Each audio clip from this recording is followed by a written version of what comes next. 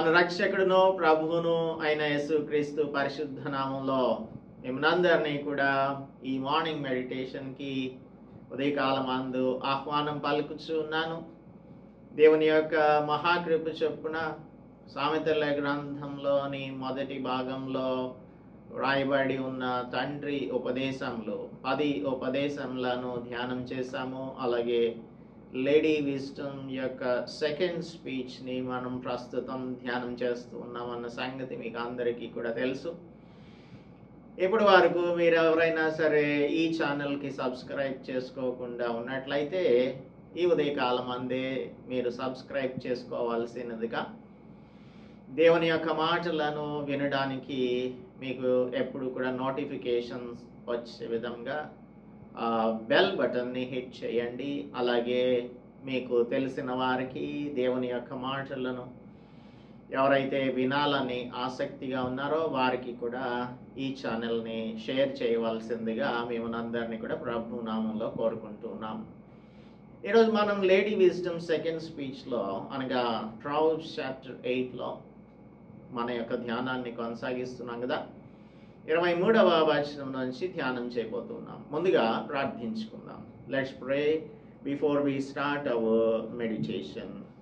Let's pray. పరిశుద్ధుడా, మా ప్రియ ప్రభువా, మా రక్షక, మా దేవా, జ్ఞానమై ఉన్నటువంటి యేసుక్రీస్తు ప్రభు సృష్టి ఆరంభం ముందుగానే ఉన్నారు అన్న విషయాన్ని ఇక్కడ జ్ఞానము స్త్రీగా అభివర్ణించబడుతున్న జ్ఞానం మాకు తెలియజేస్తుంది. ఆ జ్ఞానమై ఉన్న యేసుక్రీస్తు ప్రభువులో గుప్తమై ఉన్న విషయాలను మేము నేర్చుకోవడానికి మీ పాదముల చెంతకు ఈ ఉదయకాలం అందే వచ్చి ఉన్నాము తండ్రి. మిమ్మల్ని మేము ఆయన అర్థం చేసుకొనుటకు, మీ మార్గములను తెలుసుకొనుటకు, అందులో నడిచినట్లుగా మాకు ఆత్మశక్తిని అనుగ్రహించమని మీ కుమారుడు మా రక్షకుడు యేసుక్రీస్తు పరిశుద్ధ నామంలో ప్రార్థిస్తున్నాం తండ్రి, ఆమేన్. అందరికీ కూడా ప్రభు నామంలో వందనాలు చెల్లిస్తున్నాను. మీ పరిశుద్ధ గ్రంథములను తెరవండి. సామెతల గ్రంథం 8వ అధ్యాయం 23 నుంచి మనం ఈరోజు ధ్యానం చేద్దాం. Let us meditate from 23rd verse of chapter 8 Proverbs. అనాది కాలం మొదలుకొని మొదటి నుండి భూమి ఉత్పత్తి అయిన కాలమునకు పూర్వము నేను నియమింపబడితిని. ప్రవాహ జలములు లేనప్పుడు, నీళ్లతో నిండిన ఊటలు లేనప్పుడు నేను పుట్టితిని. పర్వతములు స్థాపింపబడక మునుపు, కొండలు పుట్టక మునుపు, భూమిని దాని మైదానములను ఆయన చేయక మునుపు, నేల మట్టిని రవంతయు సృష్టింపక మునుపు నేను పుట్టితిని. ఆయన ఆకాశ విశాలమును స్థిరపరిచినప్పుడు, మహాజలముల మీద మండలమును నిర్ణయించినప్పుడు నేను అక్కడ నుంటిని.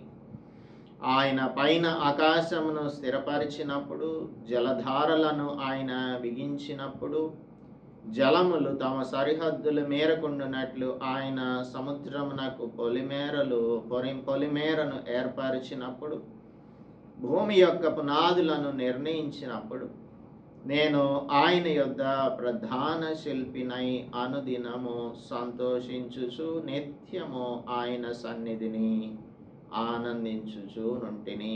దేవుడు తన పరిశుద్ధ వాక్యం మన వినికిడిలో దీవించును గాక. నిన్నటి దినమందు పూర్వకాలమందు తన సృష్టి ఆరంభమున తన కార్యములలో ప్రథమమైన దానిగాను యెహోవా నన్ను కలుగజేసను అని అందులో మనం when we talked about this verse, when we meditated this verse, we went to Job chapters 38 to 41, 38 నుంచి 41 వరకు అధ్యాయాలలో యెహోవా సుడిగాలిలో ప్రత్యక్షమై యోబు యొక్క ప్రశ్నలకు ప్రత్యుత్తరం ఇస్తున్నప్పుడు ఈ సృష్టిలో ఉన్న విషయాలన్నింటినీ గురించి మాట్లాడాడన్న విషయాన్ని జ్ఞాపకం చేసుకున్నాం. భూమికి పునాదులు వేసినట్లుగా 38వ అధ్యాయం 4 నుంచి 6 వచనాల వరకు సముద్రములను సృష్టించినట్లు, మేఘములను ఆయన ఏర్పరిచినట్లుగా 8 నుంచి 11 వచనాల వరకు వెలుగును చీకటులను ఆయన సృజించినట్లుగా 12 నుంచి 21 వచనాలు, మంచును వడగండ్లను వర్షాన్ని ఆయన సృష్టించినట్లుగా 22 నుంచి 30 వరకును, అలాగే నక్షత్రాలను గురించి 31 నుంచి 33 వచనాలు, జంతువులు మిగిలినటువంటి జంతువులు పక్షులు వీటన్నింటినీ సృజించినట్లుగా 38 39 నుంచి 41 అధ్యాయం చివరి వరకు కూడా చెప్పిన విషయాలను మనం జ్ఞాపకం చేసుకున్నాము. అనాది కాలం మొదలుకొని మొదటి నుండి భూమి ఉత్పత్తి అయిన కాలమునకు పూర్వం నేను నియమింపబడితిని. ఇది లేడీ విజ్డమ్ మనకు చెప్పేటువంటిది ఏంటంటే, ముందు వచనంలోనేమో జ్ఞానం ఏం చెప్తుంది, భూమి ఆకాశాలు పర్వతాలు జలాలు వీటన్నింటినీ కూడా సృజింపబడక మునిపే ఉన్నాను అని జ్ఞానం చెప్తుంది. జ్ఞానం అంటే యేసుక్రీస్తు. సో ఇది మనకు ఏం తెలియజేస్తుంది అంటే, intimate connection between wisdom and the divine, between wisdom and the divine. దేవునికి అలాగే జ్ఞానమునకు ఉన్నటువంటి ఇంటిమేట్ కనెక్షన్, ఇంటిమేట్ రిలేషన్షిప్ని తెలియజేస్తుంది. ఒకడు నీతిమంతునిగాను తర్వాత ఈ లోకంలో ఆత్మీయంగా సంతృప్తికరమైన జీవితాన్ని జీవించడానికి జ్ఞానమును వెదకడం ఎంత ప్రాముఖ్యమో మనకు ఈ వచనం తెలియజేస్తుంది. ఆదియందు వాక్యం ఉండెను, జాన్ చాప్టర్ 1లో చెప్తూ ఉన్నాడు. జాన్ చాప్టర్ 1లో ఆదియందు వాక్యం ఉండెను, వాక్యము దేవుని యొద్ద ఉండెను. these words matches with John chapter 1:1-3. దేవుని యొద్ద ఉండెను, వాక్యం దేవుడై ఉండెను, ఆయన ఆదియందు దేవుని యొద్ద ఉండెను, సమస్తమును ఆయన మూలంగా కలిగెను, కలిగి ఉన్నదేదియో ఆయన లేకుండా కలగలేదు, కలిగి ఉన్నదేదియో ఆయన లేకుండా కలగలేదు. So Christ Jesus was there when everything was created. ఈ యూనివర్స్ ని దేవుడు సృజించినప్పుడు క్రీస్తు ప్రభు అక్కడ ఉన్నాడు అని చెప్తున్నాడు. అనాది కాలం మొదలుకొని మొదటి నుండి భూమి ఉత్పత్తి అయిన కాలమునకు పూర్వం నేను నియమింపబడితిని. ప్రవాహ జలములు 24వ వచనం, ప్రవాహ జలములు లేనప్పుడు, నీళ్లతో నిండిన ఊటలు లేనప్పుడు నేను పుట్టితిని. We have to see Genesis chapter 1 verse 2. ఆదికాండం 1వ అధ్యాయం 2వ వచనం, అలాగే 6 నుంచి 8 వచనాలు కూడా చూడాలి. భూమి నిరాకారంగాను శూన్యంగాను ఉండెను, చీకటి అగాధ జలముపై కమ్మి ఉండెను. సో జలములను గురించి ఇక్కడ మనకు మెన్షన్ చేయబడుతుంది. చీకటి అగాధ జలముపై కమ్మి ఉండెను. 6వ వచనం, మరియు దేవుడు జలముల మధ్యన ఒక విశాలం కలిగి ఆ జలములను ఈ జలములను వేరుపరచుగాక అని పలికెను. దేవుడు ఆ విశాలమును చేసి విశాలం క్రింది జలములను విశాలం మీది జలములను వేరుపరపగా ఆ ప్రకారము ఆయన దేవుడు ఆ విశాలము నాకు ఆకాశం అని పేరు పెట్టెను. అస్తమయమును ఉదయమును కలుగగా 2వ దినము ఆయను. So we see the reference, we see the reference here, what the Lady Wisdom says here. God said, let there be an expanse in the midst of waters అని చెప్పాడు. అలా చెప్పినప్పుడు ఆ రెండు వేరైపోయాయి. ఆ దేవుడు ఆ విశాలం చేసి విశాలం క్రింది జలములను విశాలం మీది జలములను వేరుపరిచారు అనే విషయం ఇక్కడ చెప్తున్నాడు. So then Christ Jesus was there. ప్రవాహ జలములు లేనప్పుడు, నీళ్లతో నిండిన ఊటలు లేనప్పుడు నేను పుట్టితిని. నెక్స్ట్, పర్వతములు స్థాపింపబడక మునుపు, కొండలు పుట్టక మునుపు. పర్వతములు స్థాపింపబడక మునుపు, కొండలు పుట్టక మునుపు. 1వ అధ్యాయంలోనే మరలా 9వ వచనాన్ని చూసినట్టయితే, దేవుడు ఆకాశం క్రింది జలమును ఒక చోటనే కూర్చబడి ఆరిన నేల కనబడునుగాక అని పలుకగా ఆ ప్రకారం ఆయన దేవుడు ఆరిన నేలకు భూమి అని పేరు పెట్టాను, జలరాశికి ఆయన సముద్రములు అని పేరు పెట్టాను. అది మంచిదని దేవుడు చూచెను. సో ఆరిన నేలకు భూమి, జలరాశికి సముద్రము అని పేరు పెట్టాడు. పర్వతములు అందులోనే, భూమి మీదనే పర్వతాలు స్థాపించాడు, కొండలను ఆయన సృజించాడు. So God created the dry land including the mountains and the hills. ఇప్పుడు జ్ఞానులైనటువంటి వారు, లేదంటే ఎవరైనా సరే జ్ఞానమును గురించి ఆలోచించేటువంటి వారు పర్వతాల యొక్క నిర్మాణాన్ని, కొండల యొక్క నిర్మాణాన్ని చూచి చాలా ఆశ్చర్యపడిపోతూ ఉంటారు. వాటిని చూచి ఆశ్చర్యపడేవారు వాటిని సృజించిన సృష్టికర్త యొక్క జ్ఞానమును చూచి కూడా సంభ్రమాశ్చర్యాలకు గురి కావాల్సి వస్తుంది. దేవుని యొక్క అనంతమైన జ్ఞానం ఆయన సృష్టిలో మనకు కనిపిస్తుంది. అందుకే రోమన్స్కి రాస్తూ అపోస్తలుడు పౌల్ ఈ విషయాలనే చెప్తాడు. he has put everything in the universe that people should see and learn the greatness of God. దేవుని యొక్క గొప్పతనం, ఆయన యొక్క సృజనాత్మక శక్తిని అర్థం చేసుకోవాలి అని దేవుడు అన్నిటినీ కూడా సృష్టిలో మన కొరకు చేసి తన యొక్క ఆనవాళ్ళు ఎక్కడైనా సరే కనిపించేలాగా ఆయన చేశారు. 26వ వచనం, భూమిని దాని మైదానములను ఆయన చేయక మునుపు, నేల మట్టిని రవంతయు సృష్టింపబడక మునుపు నేను పుట్టితిని. అంటే నేల మట్టిని కూడా ఆయన హీ ఫార్మ్డ్ ద డస్ట్. 2వ అధ్యాయం 7వ వచనంలో చూస్తే, ఆది కాండంలో ఆ డస్ట్లో నుంచే, ఆ నేల మంటిలో నుంచే మానవుని సృజించాడు. దేవుడైన యెహోవా నేల మంటితో నరుని నిర్మించి వాని నాసికారంధ్రములలో జీవవాయువును ఊదగా నరుడు జీవాత్మ ఆయను. ఈ విధంగా దేవుడు ఇక్కడ ఆకాశమును భూమిని చేసిన దినమందు ఆ భూమి ఆకాశములు సృజించబడినప్పుడు వాటి ఉత్పత్తి క్రమం ఇదే అని చెప్తూ ఆ తర్వాత మానవుడు ఏ విధంగా సృజించబడ్డాడో చెప్తూ ఉన్నాడు. సో భూమిని దాని మైదానములను ఆయన చేయక మునుపు, లేదు అంటే మానవుని కూడా సృజింపక మునుపు నేను పుట్టితిని అనగా the second person of the Trinity was there. ఆయన ఆకాశ విశాలమును స్థిరపరిచినప్పుడు, మహాజలముల మీద మండలమును నిర్ణయించినప్పుడు నేను అక్కడ ఉంటిని. యోబు గ్రంథం 22వ అధ్యాయం 14వ వచనంలో దేవుడు కనిపించకుండా ఉండునట్లు గాఢమైన మేఘములు ఆయనకు చాటుగానున్నవి, ఆయన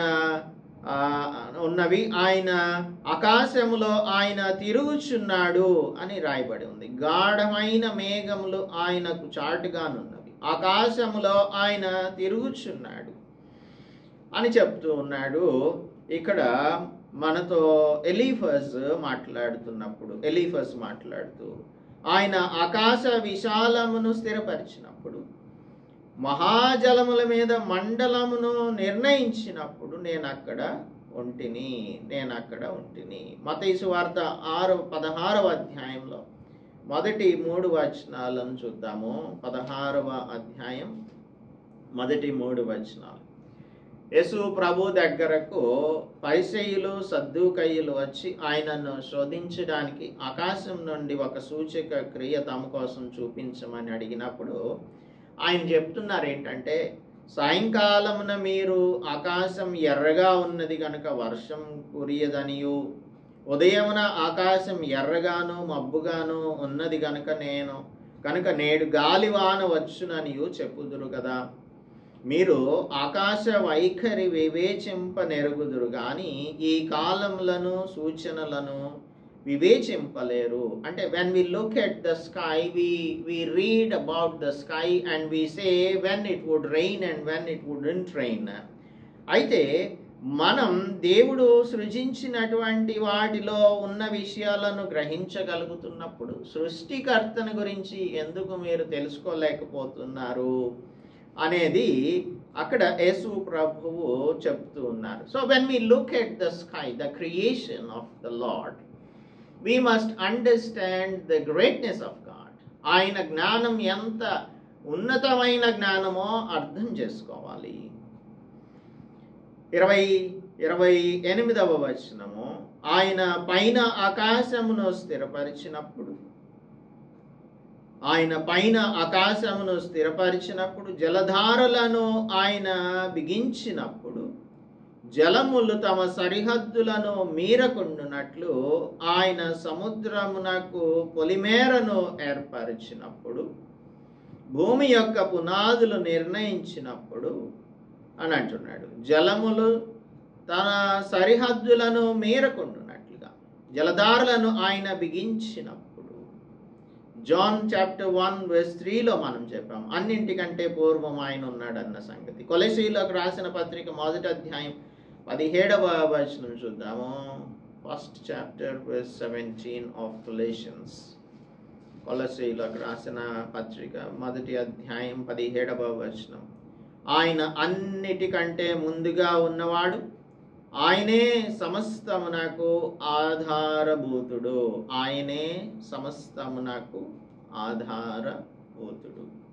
ఇంకా 15వ వచనంలో, ఆయన అదృశ్య దేవుని స్వరూపి అయి సర్వ సృష్టికి ఆది సంభూతుడై ఉన్నాడు.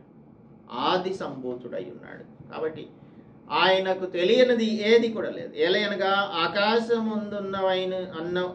ఆకాశమందున్నవి, భూమి అందున్నవి, దృశ్యమైనవి కానీ అదృశ్యమైనవి కానీ అవి ఏదైనప్పటికీ కూడా ఆయన యందే సృజింపబడ్డాయి. సర్వమును ఆయన ద్వారాను ఆయనను బట్టి సృజింపబడెను.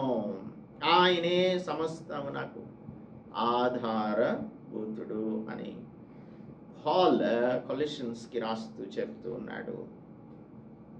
నేను ఆయన యొద్ద ప్రధాన శిల్పినై అనుదినము సంతోషించుచుంటిని.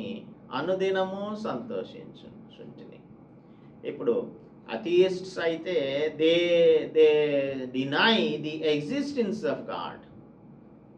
వారు దేవుని యొక్క ఎగ్జిస్టెన్స్ని ఏమాత్రమును కూడా నమ్మరు. కానీ ఆయన అన్నింటికంటే ముందుగా ఉన్నవాడు, ఆయనే సమస్తము నాకు ఆధారభూతుడు అని చెప్తూ ఉన్నాడు. ఆ తర్వాత సముద్రములకు ఆయనే పొలిమేరను ఏర్పరిచాడు అన్న విషయాన్ని కూడా మనం 38th chapter of Jobలో చూడవచ్చు. 38వ అధ్యాయంలో, యోబు గ్రంథం 38వ అధ్యాయం అంతా కూడా దేవుడు తన యొక్క ఆమ్ని పొటెన్స్ని ఆయన రివీల్ చేసుకుంటూ ఉన్నాడు జోబుకి. 38:8 నుంచి చూద్దాం. సముద్రము దాని గర్భం నుండి పొరలి రాగా తలుపుల చేత దానిని మూసిన వాడెవడు అంటే దానికి పొలిమేర ఏర్పరిచిన వాడు ఆయన. ఇంకా నేను మేఘమును దాని వస్త్రముగాను గాఢాంధకారమును దానికి పొత్తిగుడ్డగాను వేసినప్పుడు నీవుంటివా? దాని సరిహద్దు నియమించి దానికి అడ్డగడియలను తలుపులను పెట్టించినప్పుడు నీవు ఇంతవరకే గాని మరి దగ్గరకు రాకూడదనియు ఇక్కడనే నీ తరంగముల పొంగు అణపబడుననియు నేను చెప్పినప్పుడు నీవుంటివా అని అంటున్నాడు. ఇప్పుడు క్రెస్ట్ గేట్స్ అని ఉంటాయి డ్యామ్స్కి, క్రెస్ట్ గేట్స్. ఆ క్రెస్ట్ గేట్స్ పెట్టడానికి నీటి ప్రవాహాన్ని దారి మరల్చి వారు పెడుతూ ఉంటారు. మనకు ఇది బాగా తెలుసు. ఈ క్రెస్ట్ గేట్ ఈ మధ్య కాలంలోనే ఒక గేట్ లాక్స్ దగ్గర గేట్ కొట్టుకుపోతే దానిని బిగించడానికి ఎంతో కష్టపడ్డారు ఇంజనీర్స్. కానీ దేవుడు చూడండి తన యొక్క జ్ఞానం చేత ఎలాగూ చేశాడో సముద్రమును తలుపుల చేత మూసాడు. ఆయన తలుపుల చేత మూసాడు. 10వ వచనం, దానికి సరిహద్దు నియమించి 38:10 యోబు దాని సరిహద్దు నియమించి దానికి అడ్డగడియలను తలుపులను పెట్టించినప్పుడు నీవు ఎంతవరకే కానీ మరి దగ్గరకు రాకూడదనియు ఇక్కడనే నీ తరంగముల పొంగు బడుననియు నేను చెప్పినప్పుడు నీ ఉంటివా అని జోబ్ని ప్రశ్నిస్తూ ఉన్నాడు. These all tell us or reveal the omnipotence of God. ఆయన యొక్క సర్వాధికారం, ఆయన యొక్క జ్ఞానం, ఆయన విజ్డమ్ని మనకు రివీల్ చేస్తూ ఉన్నాయి. సో లేడీ విజ్డమ్ లాగా మాట్లాడుతూ ఉన్నారు ఇక్కడ యేసుక్రీస్తు ప్రభువు. కాబట్టి జ్ఞానం యొక్క ఆవశ్యకత ఏంటి అనేది మనం అర్థం చేసుకునేలాగా చాలా స్పష్టంగా దేవుడు మనతో మాట్లాడుతూ ఉన్నాడు. నేను ఆయన యొద్ద ప్రధాన శిల్పినై అనుదినము సంతోషించుచు. ఆదికాండం 1వ అధ్యాయం అంతా కూడా చూసినప్పుడు ఆయన చేసినది ప్రతిదీ కూడా మంచిదిగా ఉంది, మంచిదిగా ఉంది, మంచిదిగా ఉంది అని చెప్తూ ఉన్నాడు. 31వ వచనం చూస్తే 131లో దేవుడు తాను చేసినది యావత్తు చూచినప్పుడు చాలా మంచిదిగా నుండెను, అస్తమయమును ఉదయమును కలుగగా 6వ దినమాయను. సో తాను చేసిన యావత్తును చూచినప్పుడు అప్పుడు ఎవరున్నారు అక్కడ? ప్రధాన శిల్పిగా జ్ఞానమయ్యున్న యేసుక్రీస్తు ప్రభు ఉన్నాడు. He saw everything good. అయితే అన్ఫార్చునేట్గా పాపం లోకంలోనికి ప్రవేశించి ఆ దేవునికి, జ్ఞానమయ్యున్న దేవునికి మనకును మధ్యన ఆటంకంగా నిలిచింది. అయితే ఎప్పుడైతే ఈ పాపం లోకంలోనికి ప్రవేశించిందో మానవుల యొక్క చెడుతనం భూమి మీద గొప్పదిగా కనిపిస్తుంది. అదే 6వ అధ్యాయం 5వ వచనం చెప్తూ ఉంది జెనసిస్ మనకు. నరుల చెడుతనం భూమి మీద గొప్పదనియు వారి హృదయం యొక్క తలంపులలోని ఊహంతయు ఎల్లప్పుడూ కేవలము చెడ్డదనియు యెహోవా చూచి తాను భూమి మీద నరులను చేసినందుకు యెహోవా సంతాపం నుండి తన హృదయంలో నొచ్చుకొనెను. పాపం ప్రవేశించి మానవునికి, జ్ఞానమయ్యున్న దేవునికి మధ్యన ఆటంకంగా నిలిచింది. అలాగా దేవునికి మనకి కూడా మనకును మధ్యన ఒక గొప్ప అగాధాన్ని సృష్టించింది. అయితే ఆ జ్ఞానమయ్యున్న యేసుక్రీస్తు ప్రభువే ఈ లోకంలోనికి వచ్చారు. ఆయన 31వ వచనం చదివితే ఆయన కలుగు చేసిన పరలోకమును బట్టి సంతోషించుచు నరులను చూచి ఆనందించుచు ఉన్నారు. కానీ పాపం ఎప్పుడైతే ఈ లోకంలోనికి, మానవులలోనికి వచ్చేసిందో అప్పుడు ఈ ఆనందం అంతా కూడా పోయింది. ఈ ఆనందం అంతా తిరిగి రెస్టోర్ చేయాలని దేవుడు తన యొక్క ప్రేమను మన పట్ల వెల్లడి చేశారు. ఎట్లనగా రోమీయులకు రాస్తున్న పత్రికలో 5:8లో అయితే దేవుడు మన ఎడల తన ప్రేమను వెల్లడిపరచుచున్నాడు. ఎట్లనగా మనం ఇంకనూ పాపులమై ఉండగానే క్రీస్తు మన కొరకు చనిపోయెను. కాబట్టి ఆయన రక్తం వలన ఇప్పుడు నీతిమంతులంగా తీర్చబడి మరింత నిశ్చయముగా ఆయన ద్వారా ఉగ్రత నుండి రక్షింపబడుదుము. ఎలాగంటే మనం we have to come to Christ Jesus and get ourselves cleansed in his blood. ఆయన రక్తం చేత, ఆయన రక్తం వలన మనలను నీతిమంతులుగా తీరుస్తారు. అప్పుడు దేవుని యొక్క ఉగ్రత మన మీదకి రాకుండా ఆయన యొక్క ప్రసన్నత మన మీదకి వస్తుంది. అందుకే జ్ఞానం ఘోషించుచు ఉన్నది, వివేచన తన స్వరం వినిపిస్తూ ఉంది. త్రోవ ప్రక్కన రాజవీధుల మొగలలోను నడి మార్గములలోను అది నిలుచుచున్నది. గుమ్మముల యొద్దను, పురద్వారం నొద్దను, పట్టణపు గౌనుల యొద్దను నిలువబడి ఈలాగున గట్టిగా ప్రకటన చేయుచున్నది. మానవులారా, మీకే నేను ప్రకటించుచున్నాను, నరులకు మీకే నా కంఠస్వరం వినిపించుచున్నాను. జ్ఞానం ఎట్టిదైనది తెలుసుకొనడి, బుద్ధి ఏటిదైనది యోచించి చూడుడి అని జ్ఞానం పిలుపునిస్తుంది. సో జ్ఞానం కావాలి అంటే యేసుక్రీస్తు ప్రభు దగ్గరకు రావాలి. జ్ఞానం కావాలంటే యేసుక్రీస్తు ప్రభు రక్తంలో కడగబడాలి. జ్ఞానం కావాలంటే పరిశుద్ధ గ్రంథమును చదవాలి. జ్ఞానం కావాలంటే ఈ గ్రంథంలో మనకివ్వబడిన ఆజ్ఞలన్నింటినీ కూడా, కట్టడలన్నింటినీ కూడా మనం పాటించే వారంగా ఉండాలి. మనం ఆయనను ప్రేమిస్తున్నాము అంటే ఆయన ఆజ్ఞలను గైకొనే వారంగా ఉంటాం. ఆయన ఆజ్ఞలను గైకొనుటను బట్టి మనం ఆయనను ప్రేమిస్తున్నామన్న సంగతి అర్థమవుతుంది. So are we following the commandments of the Lord, keeping the commandments of the Lord? ఆయన మనకు అనుగ్రహించుచున్న ప్రబోధాన్ని మనం స్వీకరించగలుగుతున్నామా? ఇది చాలా ప్రాముఖ్యమైనది. సో ఈ జ్ఞానం ఘోషించుచున్నప్పుడు దాని మాట వినలేదనుకోండి, మనం బుద్ధిహీనులంగానే, జ్ఞానహీనులంగానే మిగిలిపోతాం. అందుచేత మీరందరూ కూడా జ్ఞానవంతులుగా జీవించాలి అని ఈ ఉదయకాలమందు దేవుడు మనలను హెచ్చరిస్తూ ఉన్నాడు. జ్ఞానం కావాలా, లేదంటే బుద్ధి లేని వారుగా జీవించాలా? ఈ లోకంలో మనం జ్ఞానం కలిగిన వారంగా, ఆయన ఆజ్ఞానుసారంగా జీవించినట్లయితే మన యొక్క జీవితాలన్నీ కూడా తరించిపోతాయి. ఈ లోకయాత్ర ముగించినప్పుడు మనందరం కూడా ఆయనతో కూడా ఆనందాన్ని, సంతోషాన్ని అనుభవించడానికి దేవుడు మనకు కృప చూపిస్తారు. ప్రార్థించుకుందాం. పరిశుద్ధుడా, మా ప్రియ ప్రభువా, మా రక్షక, జ్ఞానం యొక్క ఉపదేశమును మేము ఈ ఉదయకాలమందు ధ్యానం చేశాం తండ్రి. జ్ఞానం లేని వారులారా నా యొద్దకు రండి అని పిలుస్తున్నారు.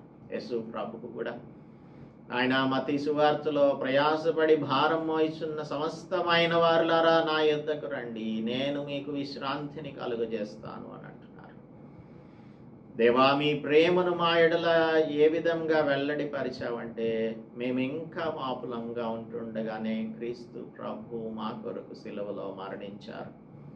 ఆయన రక్తంలో మేము కడుగబడినప్పుడు మేము మీ ఉగ్రత నుంచి, ఈ పాపం నుంచి, శాపం నుంచి విడుదల పొందుతాము అని మీ వాక్యం మాకు తెలియజేస్తుంది. ఇంకనూ బుద్ధిహీనులుగా, జ్ఞానహీనులుగా ఉన్న వారిని మీరు జ్ఞాపకం చేసుకునండి. జ్ఞానం యొక్క ఆవశ్యకతను, జ్ఞానం యొక్క పిలుపును గ్రహించగలిగే వారిగా ఉండునట్లు మీరు కృప దయచేయమని క్రీస్తు యేసు పరిశుద్ధ నామములో ప్రార్థిస్తున్నాము తండ్రి. ఆమేన్. దేవునామానికి స్తోత్రం. అందరికీ కూడా వందనాలు చెల్లిస్తున్నాను. మన తండ్రి అయిన దేవుని యొక్క ప్రేమ, ప్రభు అయిన యేసుక్రీస్తు కృప, పరిశుద్ధాత్మ నిత్య సహవాసం ఇప్పుడు ఎల్లప్పుడూ మనందరికీ తోడై ఉండి ఈ లోకంలో జ్ఞానవంతులంగా జీవించడానికి కృప చూపించును గాక. ఆమేన్.